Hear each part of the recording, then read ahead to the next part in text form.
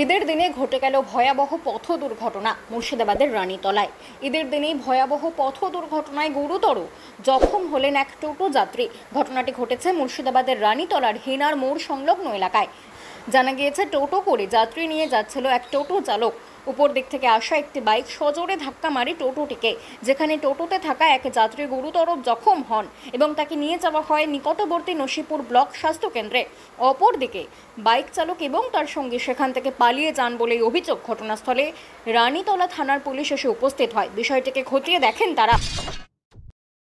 রাত্রে আসছনো সরপুসিতে এই রাত্রে ছড়ি বানাতে মোটর চালাইছে হাত দিয়ে আমি যাচ্ছন ওর দিয়ে ও আমার ডাহিন হাত দিয়ে আইসে মারি দিয়েছে জোরে চলে।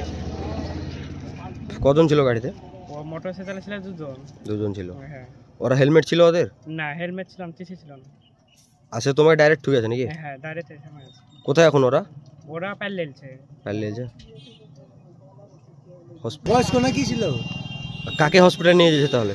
আমার বাড়িতে পেশেন্টরা ছিল, পেশেন্টরাতে লেলছে। ও, কি নাম তোমার? আমার নাম রাফিজুল। জিনাকে চোট লেগেছে, উনি এখন কোথায়? হসপিটালে। কেমন চোট লেগেছে ওনার? ভালো, মাথা থামাইছে। মাথা ঘামে। যারা অ্যাক্সিডেন্ট করেছে তারা পালিয়ে গেছে নাকি? হ্যাঁ, পালিয়েছে। তোমার নাম কি? রাফিজুল ইসলাম। বাড়ি কোথায় তোমার? সরলপুর। ধন্যবাদ।